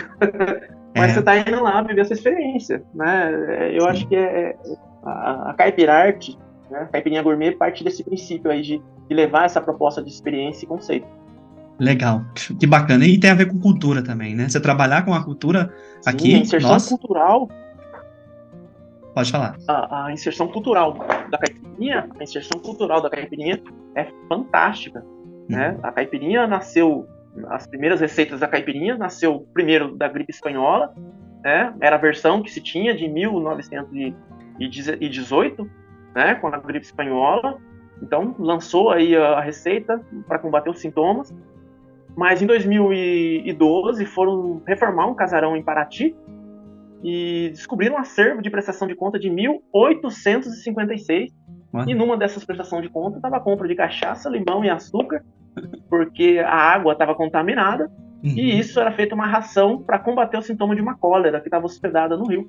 Olha. Né? Então, o documento mais antigo da caipirinha no Brasil é de 1856. E até então não se tinha um nome, né? O nome era cachaça com limão, não tinha um nome específico de caipirinha. E na Semana da Arte Moderna, em 1922, Tarsila do Amaral, assim como o Vatapá, o tropeiro, levou as comidas, né, para a Semana da Arte Moderna e levou também a bebida de cachaça, limão e açúcar, né? E quem era Tarsila do Amaral? Tarsila do Amaral se intitulava uma caipira, né, do interior de São Paulo, de Sorocaba e tudo mais. E os historiadores, são várias versões, né, da história da caipirinha, mas essa é a que a gente se identifica mais, por isso Caipirarte, né, o arte vem daí. Legal. Né? E Tarsila do Amaral, quando ela voltou da Semana da Arte Moderna, os europeus queriam tomar a bebida da caipira. Aquela bebidinha da caipira, daquela caipirinha, e se fez menção caipirinha Que legal. a bebida. Né? Então essa é uma das histórias, uma da versão que se tem do nome da caipirinha. Legal. Né? Quando foi em 94, a caipirinha ainda não era tombada como patrimônio, né? Em 94, a caipirinha quase perdeu a propriedade do nome caipirinha. Nossa. Né? Os europeus, né? Existe um congresso que chama IBA, né? A International Bartenders Association. Então é uma associação de bartenders que acontece de 4 em 4 anos. E ali eles nominam, né, os melhores drinks do mundo para entrar no Manual Mundial de Drinks. Né? Então existe um Manual Mundial de Drinks, onde pessoas colocam ali os drinks mais populares, bom, mais bem quisto, mais avaliado, tal. E nesse congresso, uma vodka muito famosa aí, né, por conta da popularidade do nome caipirinha, queria colocar no Manual Mundial de Drink um drink de abacaxi, vodka e açúcar como caipirinha. Nomear esse drink de caipirinha. Então, em 94, o Brasil quase perdeu a propriedade desse nome. Para nossa sorte, estava lá o Derivan Souza, que era um bartender famosíssimo, muito inteirado com a nossa cultura, com a história, né, da cultura no Brasil. E ele defendeu a caipirinha com unhas e dentes. Só em 94, a caipirinha entrou no Manual Mundial de Drink como cachaça, limão e açúcar. E veio a ser tombado patrimônio, veio a se tornar um patrimônio em 2009. Daí, né, com a fórmula, tudo certinho do que tem que ser caipirinha no Brasil. Então tem todo um estudo, tem toda uma história cultural brasileira, né?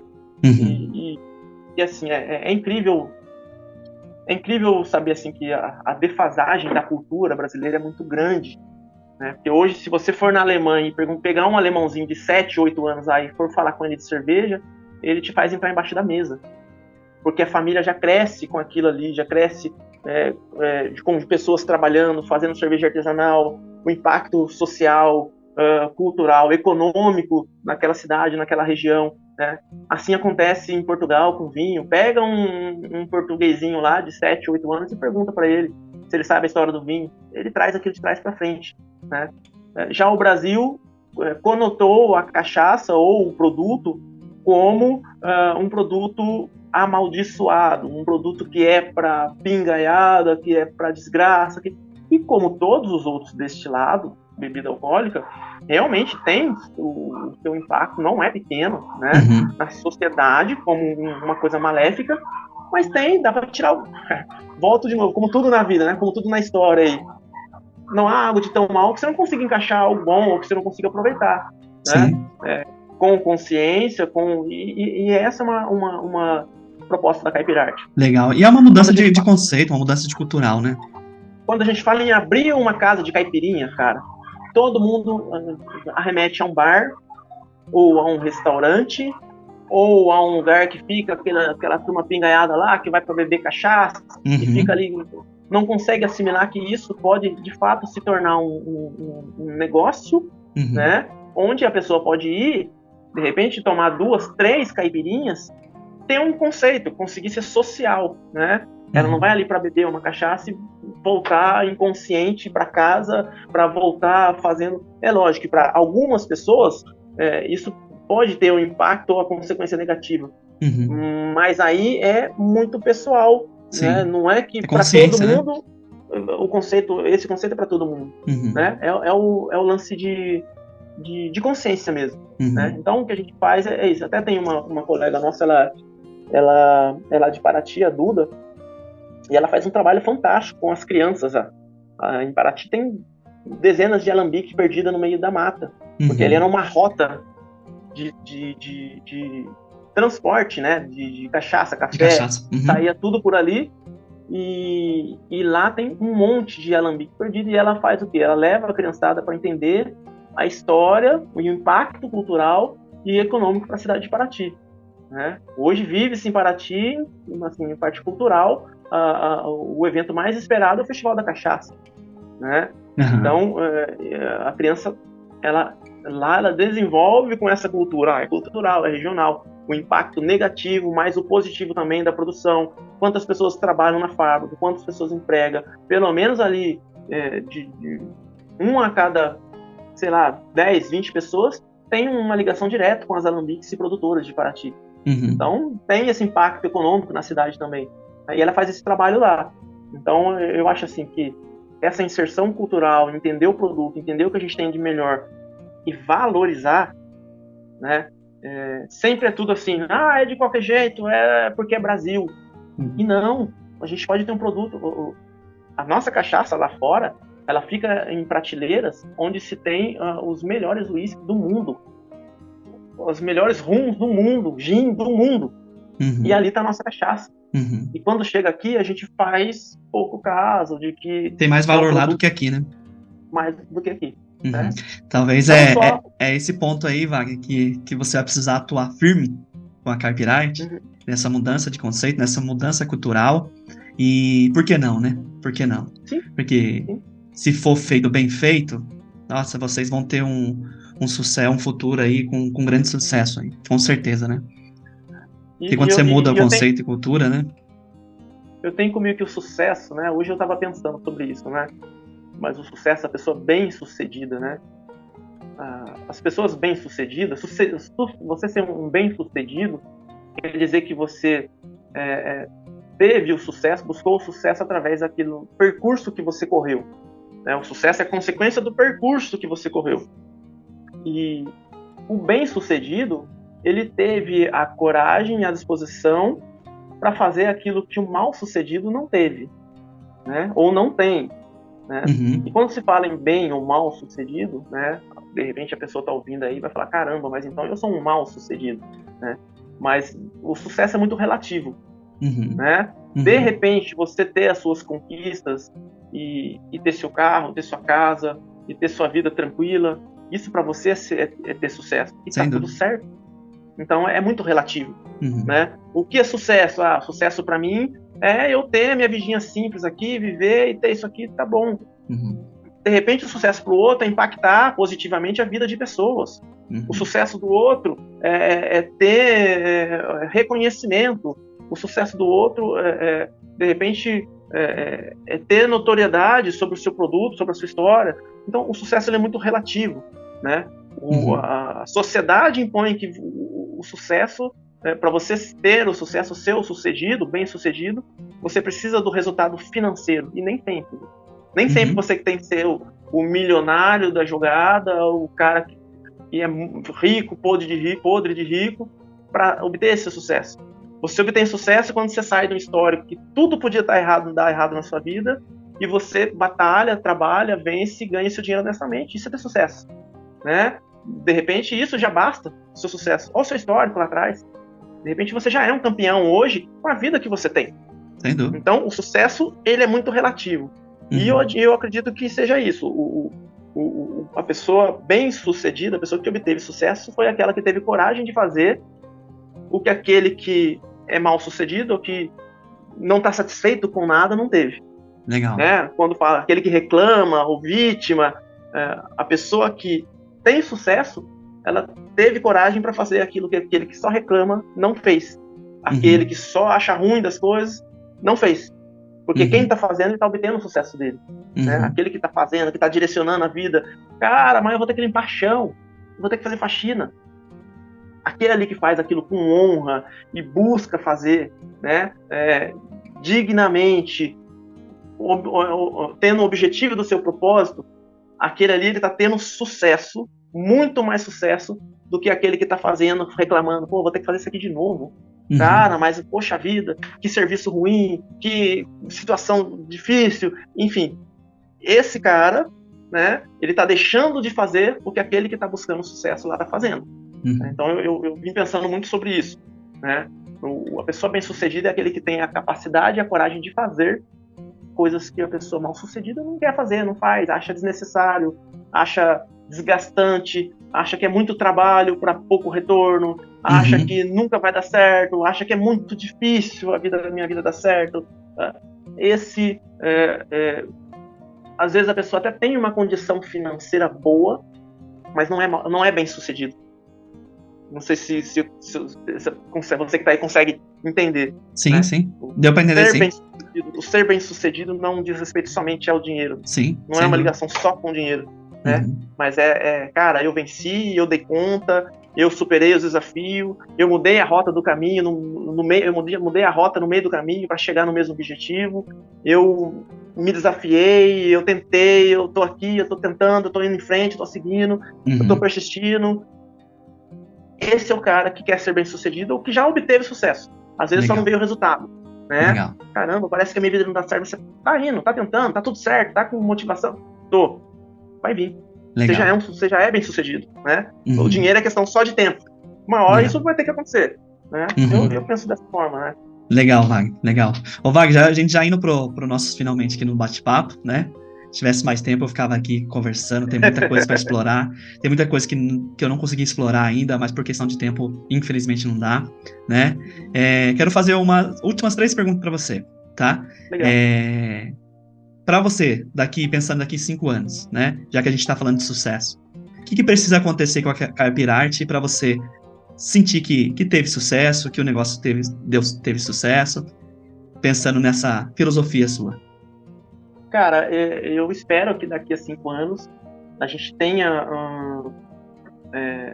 espalhado a nossa rede, tendo mais lojas, né? Conseguir levar o nosso conceito, conseguir levar a experiência de tomar uma caipirinha com o conceito de quem sabe o que faz, né? De quem estudou para fazer aquilo ali. Né? Espero que esse conceito entre.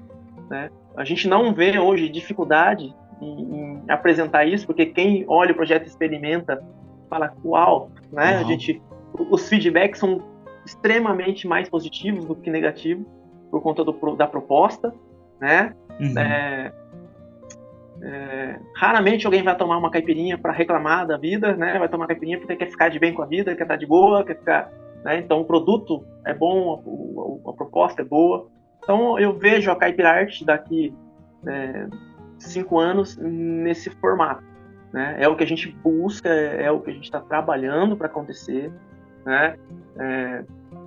E assim, só colocar um parênteses, nada é fácil, tá? A dificuldade, os desafios para fazer isso acontecer tem sido constante e muitas dificuldades, né?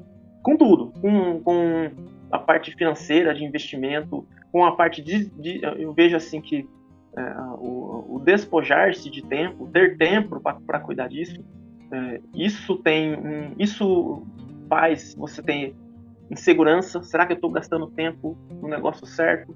Né? Então, segurança, vontade de desistir, isso é normal para quem empreende. Para você que está escutando aí, Incertezas, é normal, né? Nós somos seres humanos, então a incerteza mas você tem que ter a visão do seu negócio lá na frente. Aonde você quer enxergar, o que você quer, como você quer ver o seu negócio lá na frente. Né? A hora que você chegar ali, toda essa história, esse histórico ficou para trás. É uma nova fase, né? Então é ter coragem para persistir e enxergar a Caipirarte dessa forma. Legal. Ô Wagner, o que você mais aprendeu com o empreendedorismo até o momento? Eu aprendi que a gente tem que persistir se você realmente quer empreender, né? Que você tem que se despojar de algumas coisas. A pessoa às vezes quer empreender e já quer sentar no escritório, trabalhar ali sem ter que enfrentar o negócio diário e pegar no pesado. Ah, não, eu sou dono, eu não vou mexer com isso, né? O funcionário que faça, porque ele está sendo pago para isso. Se você não for ali de frente, não cuidar do seu negócio, não tiver emoção, eu diria tesão para estar ali, fazer o negócio seguir, tentar alternativa, tentar meios, tentar para o negócio acontecer, não vai acontecer. Né? O funcionário não vai ter o mesmo propósito que você. O funcionário, se ele for muito bom, se o funcionário for muito bom, uma hora ele pode ser seu concorrente ou ele pode ser seu colega de empreender. Porque é isso que uma pessoa muito boa, uma certa hora, tem que tomar essa decisão. Né? Eu vou até aqui enquanto está confortável, tá? Mas uma pessoa que tem essa visão de empreender, né? uma visão de ter o seu próprio negócio, uma hora ela se desafia. Passa pra gente a rede social, seus contatos. Legal. Para quem quiser conhecer a Caipirarte, @caipirarteoficial. E aí pode acessar lá, tem botão para o Facebook, botão para o Instagram, pode conhecer a nossa proposta, a receita, como é feito, enfim.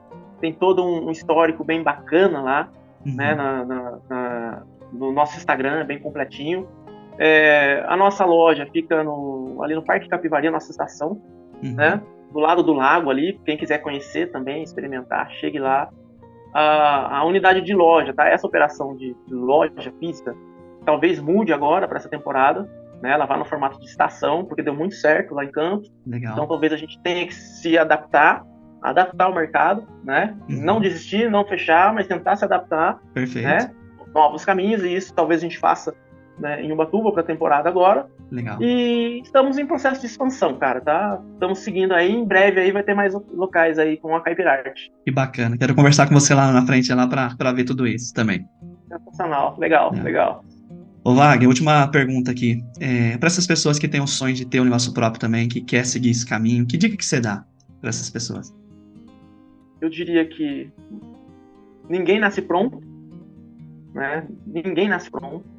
Empreender não existe receita. Não é porque o barbeiro do seu vizinho está lotado que você um dia acorda, você é barbeiro também, e que você vai ter o mesmo êxito. Então tem uma série de coisas por trás disso, principalmente relacionamento, planejamento, né? Então eu diria que é sempre bom procurar estudar isso, procurar entender o seu produto, se o que você oferece tem diferencial, se você pode oferecer algo diferente, né? Diria que empreender é uma decisão extremamente difícil, né? Porque você tem que ter muito certo do seu objetivo, senão você vai desistir no meio do caminho, né? Porque não é fácil. A gente tem como empreender, as pessoas hoje que a gente olha estão bem-sucedidas, sem conhecer o histórico ou a história, né? Ou das pessoas que realmente são bem-sucedidas e que é uma em 100 que abriu e deu muito certo de primeira. Né? Isso também acontece, sim. Né? Pode acontecer com você, mas é uma loteria. Sim, sem dúvida. O empreender é um caminho, né? É um caminho, o caminho se faz caminhando, você tem que caminhar, você tem que pôr a cara a tapa, você tem que defender o seu produto, você tem que buscar qualidade, você tem que nichar e ver o ramo que você precisa trabalhar, né? Então é um desafio imenso. Isso não é para desanimar ninguém, mas de repente para você ter uma motivação de que empreender só depende de você e de correr atrás dos seus objetivos. E que em determinado momento pode ser que você tenha que mudar a rota, não desistir, mas mudar a rota, né? Mude o caminho para chegar naquele objetivo lá na frente, se necessário for. Que legal. Que legal. Eu Vai, acho que é isso. gratidão novamente por você ter investido seu tempo aqui no Projeto Aprender Mais. Parabéns pela sua história. Muito sucesso nessa nova jornada aí, nesse novo caminho que você está indo para a franquia. Eu acho que isso é muito importante mesmo. Quando eu olhei o seu formato, já na hora eu já imaginei isso, toda a questão do processo ali, os maquinários. Achei bem legal. Eu falei, nossa, acho que o Wagner está indo para esse caminho. E achei bem bacana, porque a franquia dá escala, né? E a escala é muito importante para quem quer ali, é, com o seu negócio, chegar em mais pessoas, ajudar mais pessoas. Mas bem legal. Gratidão novamente por ter batido esse papo aqui com a gente do Brilha Mais, tá? Henrique, eu que agradeço a oportunidade. Eu acho que o lance de escalar, né, é sempre bom, eu sempre falo isso, né? Não tem nada a ver, é consequência o lance de escalar e um dia isso dá muito certo e vir o retorno disso, né? Uhum. Financeiro.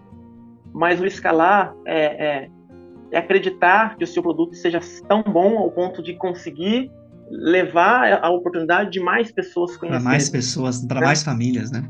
Exato. Sem Então, dúvida. garanta o seu produto, garanta essa formatação do que você vai realmente vender. E fazendo isso, você vai querer que mais gente conheça. Caramba, se o pessoal conhecer isso aqui, você vai ter essa motivação, né? E é uma roda. Eu acho que é isso. E eu Que legal. agradeço a oportunidade de estar dividindo um pouco aí, cara. Que legal. Valeu, viu, Vai? Até mais. Um abraço aí, muito obrigado. Na paz, meu irmão. Valeu, Tchau, até mais. tchau. Tchau.